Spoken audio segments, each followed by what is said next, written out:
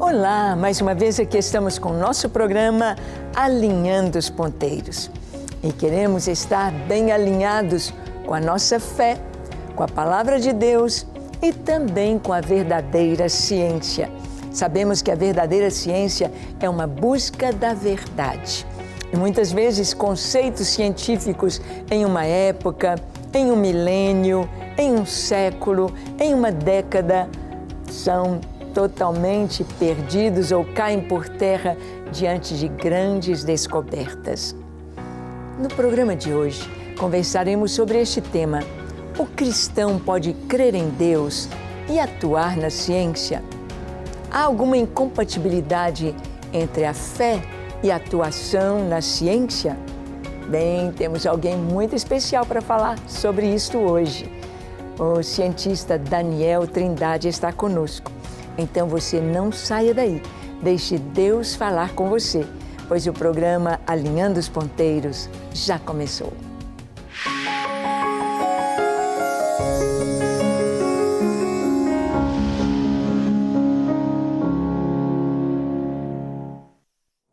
Muito bem, é maravilhoso a gente saber que temos a verdade absoluta nas Escrituras. Hoje as pessoas dizem, a verdade é relativa, o que é verdade para você não é verdade para mim. Aí você pergunta, isso que você está falando é verdade? Então é absoluto. Não tem jeito de tentar mudar as coisas, de tentar maquiar ou fazer um mundo de fantasia. Nós sabemos que a verdade, ela é absoluta. E a busca da verdade é todo o envolvimento da ciência. A ciência, o verdadeiro cientista, está procurando a verdade. Existem os conceitos, existem as hipóteses, quando se busca a verdade a respeito de qualquer assunto, como, por exemplo, a origem da vida. De onde veio a vida? De onde veio o universo? De onde surgiu o planeta Terra? Como foi o seu começo? Como foi o desenvolver deste mundo ao nosso redor, onde nós estamos? São perguntas científicas e a busca das respostas, a busca da verdade vai levar a ciência a pesquisar, a colocar tudo que ela está pesquisando e encontrando todas as evidências, todas as chaves, ela vai colocando, selecionando, virão leis sendo descobertas, leis da natureza. Então, a ciência é esta busca da verdade. E a fé? A fé, a Bíblia nos dá uma definição que fé é a certeza das coisas que se esperam e a convicção de fatos que não se veem. Isto é fé. Fé é eu ter certeza de coisas que eu não vejo, mas elas são comprovadas na minha vida. Elas existem, aí estão. E nós vamos ver este tema tão empolgante com Daniel Trindade. Vamos ouvir sobre esta questão. Será que eu posso crer? O cristão pode crer em Deus, na Bíblia, no que está registrado nas Escrituras e ser um cientista? E ser um grande cientista? Vamos ouvir então o que ele tem a dizer. Daniel, é com você. Olá a todos, meu nome é Daniel Trindade e é um prazer estar aqui com vocês hoje. Eu sou químico de formação com mestrado em engenharia ambiental, também sou administrador e químico de materiais. Eu gostaria de falar um pouco com vocês hoje sobre um assunto muito interessante, que é um assunto voltado para ciência e fé. Será que é possível que o cristão ele possa crer em Deus e, ao mesmo tempo, ele atue na área científica, ele também seja uma pessoa que estude a física, a matemática, a química, a biologia, a bioquímica? Eu queria um pouco mostrar para vocês que isso sim é possível. E se alguém algum dia já falou para vocês que não é possível que a palavra de Deus ande junto com a ciência, eu quero que vocês repensem após esse episódio de se isso é possível ou não. Eu quero que vocês vejam que sim, a ciência, ela concorda com a palavra de Deus e uma afirma a outra. Temos algumas coisas, algumas questões que não são bem compreendidas, como, por exemplo, a diferença entre mutação e evolução. E eu vou tentar destrinchar um pouco isso aqui, para que vocês possam entender qual é a diferença. E logo após, eu gostaria de mostrar também evidências na vida de que houve uma criação, de que houve um Criador, foi necessário a mão de um Deus magnífico que entendesse muito de engenharia, de matemática, de química, de todas as áreas da ciência, para que ele pudesse, então, criar todas as coisas.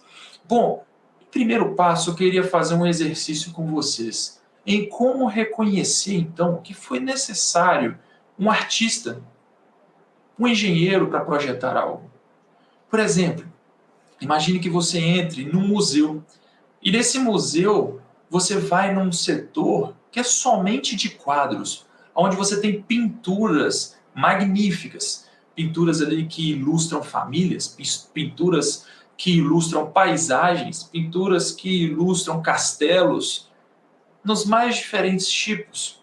Quando você vê, então, essas pinturas, qual que é a conclusão? Foi necessário um artista. Por que você chega nessa conclusão? Porque você vê padrões muito específicos nas pinturas. Você vê que elas são detalhadas. E nesses detalhes você chega à conclusão que não tem como esses detalhes tão perfeitos, com milhões e milhões de anos, serem, então, formados. Porque eles são muito perfeitos, possuindo detalhes muito característicos. Dessa mesma forma, eu queria que vocês olhassem, então, para a maior sala de artes que nós podemos ter, que é toda a vida ao nosso redor e todo o universo aí para fora. É tudo arte.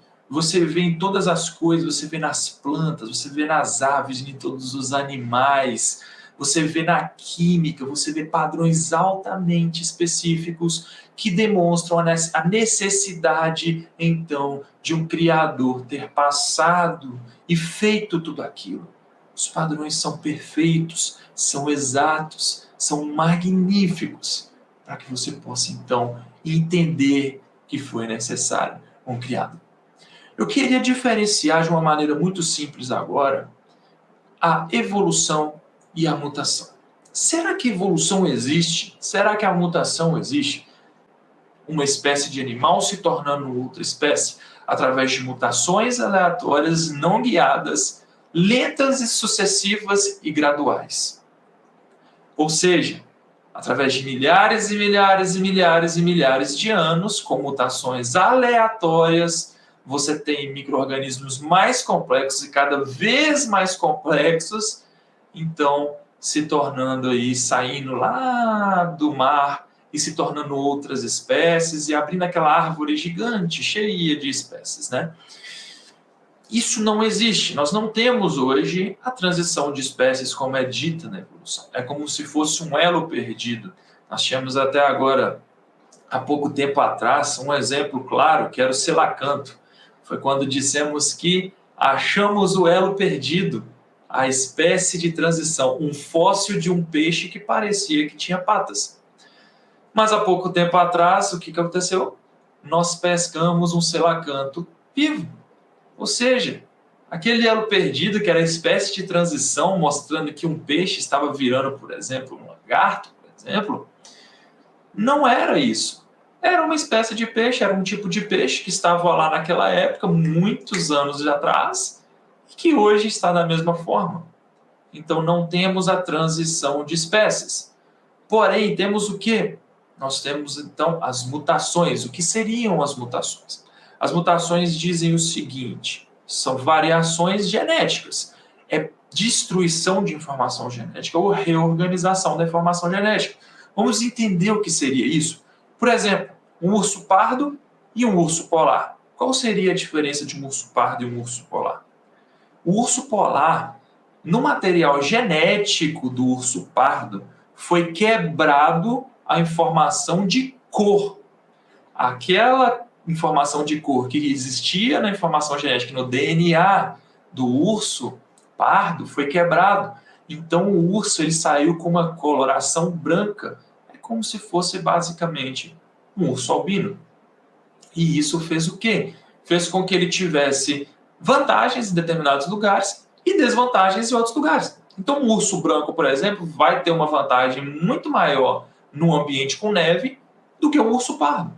Mas o urso pardo vai ter uma vantagem muito maior em um ambiente como as florestas do que um urso polar. As suas presas vão demorar mais para ver eles, correto? Você tem um urso branco no meio da neve branca, então ele consegue se camuflar e chegar até mais próximo da sua presa. Vocês entendem, então, que é basicamente uma falha genética que ocorreu? Se o urso polar quiser voltar a ser um urso pardo, não tem como. Ele perdeu, ele foi destruído a informação.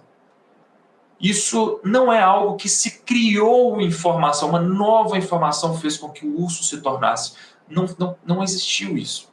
Foi uma quebra de informação. É muito importante para que possamos entender isso. Por quê? Porque a palavra de Deus, em Gênesis, quando estavam então criando, quando estava sendo criado ali, né, os animais, sempre era dito de acordo com as suas espécies, de acordo com as suas espécies. Então ele criava as espécies. Ele mostrava o quê? Que era criado então aquele animal, e aquele animal ele ia de acordo com a sua espécie. É a mesma coisa de você pegar um lobo e um cachorro. São da mesma espécie, eles têm as suas variações, mas são da mesma espécie. Acontecem mutações que fazem diferenças nas famílias, mas continuam sendo da mesma espécie. Então não temos uma espécie virando outra espécie. Para poder dar um exemplo ainda mais claro, imagina, eu vi isso num livro muito bacana de um autor espetacular, e eu sempre levei isso comigo. Imagina que você está num carro e você está tendo que chegar numa distância de 200 quilômetros da onde você está.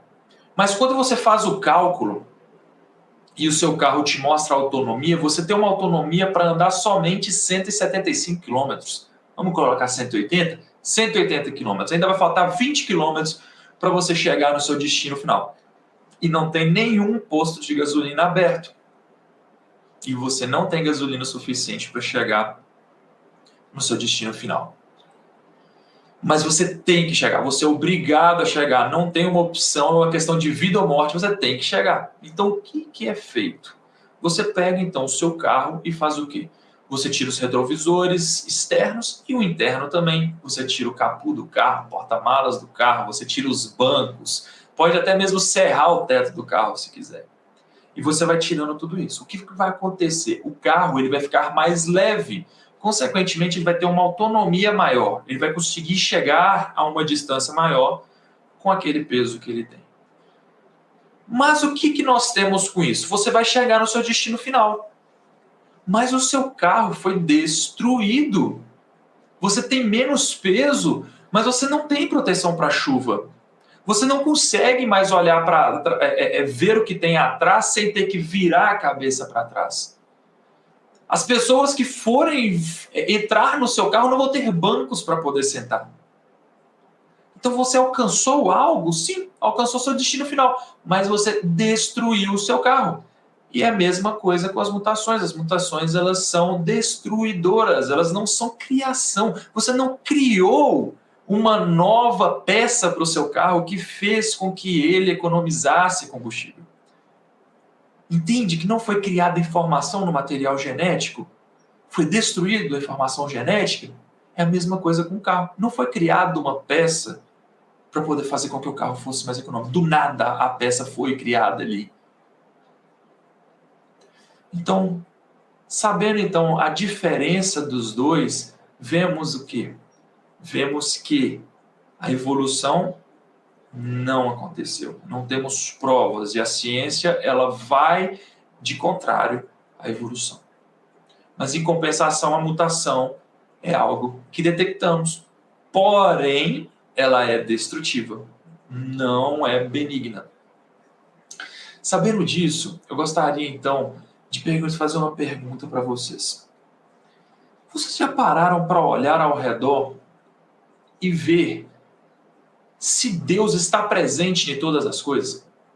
Porque muitas vezes nós vamos à igreja e participamos de um culto, muitas vezes estamos juntos na igreja, com as nossas famílias, participando do culto.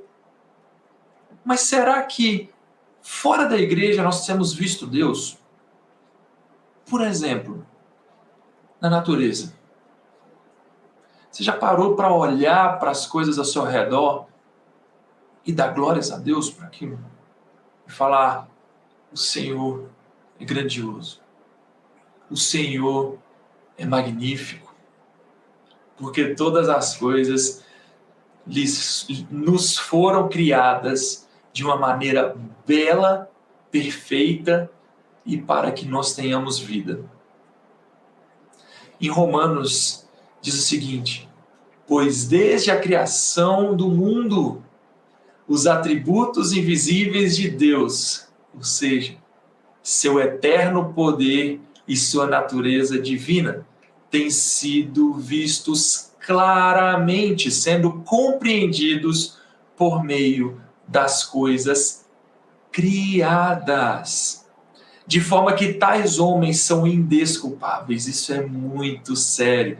E sabe por que nós somos indesculpáveis? Porque tendo conhecido a Deus, não o glorificaram como Deus, nem lhe renderam graças, mas os seus pensamentos tornaram-se fúteis e os seus corações insensatos se obscureceram.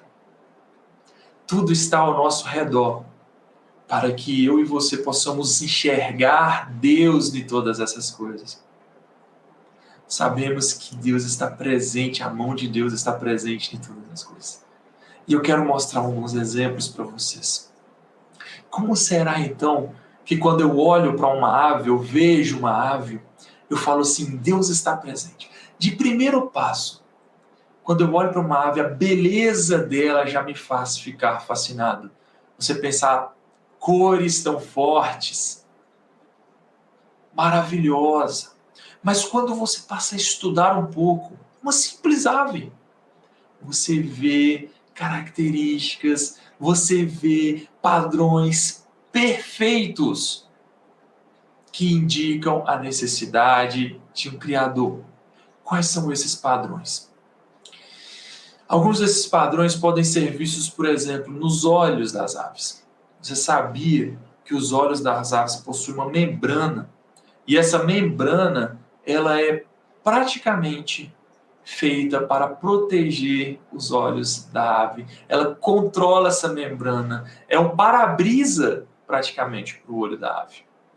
E ela é transparente, ou seja, a ave consegue ver através dela. Então, quando a ave está voando, em determinados momentos, ela fecha, então, essa membrana nos olhos, o qual ela consegue enxergar através dela ainda, porém tem uma camada protetora. Olha só que perfeição magnífica. Evita com que detritos, areias possam entrar nos olhos.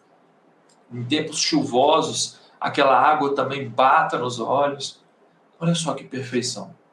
Vamos ver mais alguns exemplos. As aves, elas possuem uma glândula que fica nas costas delas. E essa glândula é uma glândula que produz uma espécie de óleo. Esse óleo faz com que a água não se misture com o óleo. Então ela pega com o bico esse óleo que está sendo produzido nas glândulas e passa em cada uma das penas. Vai passando cada uma das penas esse olhinho. E sabe o que acontece? As penas delas então começam a repelir a água. Isso é maravilhoso. É isso, por exemplo, que faz com que algumas aves elas boiem nas águas. Você já vê elas boiando. Ajuda muito aves pescadoras, faz com que crie uma camada protetora em volta da ave. E quando ela mergulha no mar para poder pescar o peixe, ela consegue atingir profundidades mais fundas sem gasto energético, porque ela consegue furar a água e aquele óleo protege ela. É simplesmente magnífico. Durante voos, quando se molha, em vez dela ficar ensopada e absorver toda aquela água, as penas dela, simplesmente não se molham. Se molham um pouco, é claro, mas não ficam encharcadas, por exemplo. Então isso tudo é magnífico para que as aves elas possam estar com seus voos sendo eficientes e perfeitos, tanto o óleo quanto esse para-brisa maravilhoso, que é essa membrana que elas possuem nos olhos. Assim também você já parou para pensar, quando elas migram, existem aves que passam 10 meses sem tocar o chão. Um exemplo desses é o andorinhão preto. Você acredita nisso? Sabe como ela se alimenta? Ela se alimenta pegando insetos que estão voando. E sabe como ela descansa? Ela desliga com metade do cérebro dela, deixa a outra metade funcionando para ela manter o voo. Enquanto isso, ela recarrega as baterias. Olha que incrível! Aves que voam do Ártico para a Antártida, cruzam o planeta. Quando elas vão para lá, elas fazem um caminho sobre o oceano, rápido. Quando elas voltam de lá, elas vêm pelas linhas costeiras continentais, por 2 caminhos diferentes ainda, parando, porque possuem filhotes pequenos que foram reproduzidos lá em cima e precisam descansar, não alçam voo muito bem, precisam parar, comer, descansar, por isso vêm pelas margens, então, continentais, gastando o dobro de tempo. Mas como elas se orientam? Como elas sabiam que tinham que chegar lá? Como ela sabia que lá teria abundância de comida? Lá do outro lado do mundo.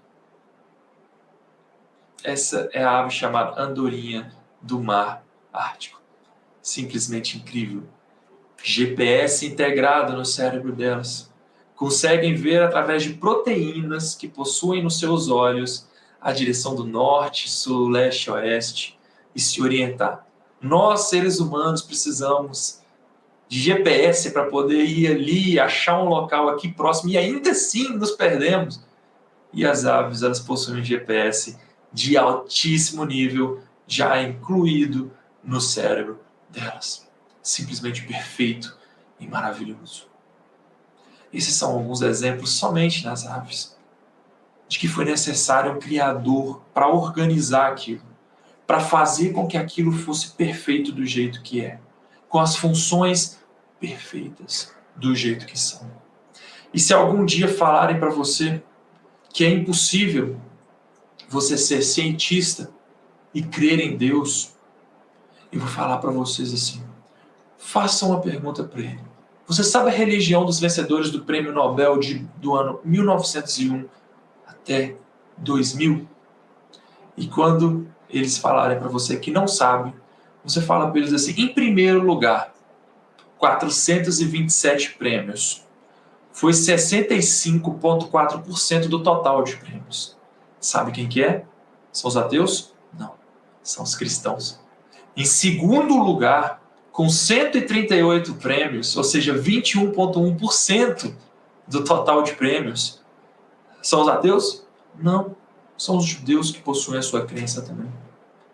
Em 10,5%, somente 68 prêmios. Foram 3 grupos: ateus, agnósticos e livres pensadores. E a outra mínima porcentagem foram outras crenças. Isso é simplesmente um grande exemplo de que para você ser um bom cientista, você pode sim crer em Deus. Você pode sim crer em Deus. E se alguém um dia falar para você que você não pode fazer uma boa ciência crendo em Deus, você então vire para ele e mostre um exemplo como esse. Simplesmente perfeito. Eu encorajo então a vocês, assim como Romanos diz, para olhar ao redor, na próxima vez que vocês saírem, olhe para as estrelas, olhe para as árvores, olhe para as flores, olhe para todas as coisas ao seu redor e pare durante um momento no seu dia, somente para glorificar a Deus e reconhecer a grandiosidade da obra de suas mãos. Porque toda essa honra e glória deve ser dada a Ele e somente a Ele. Muito bem, é maravilhoso ouvir um pouquinho este jovem cientista.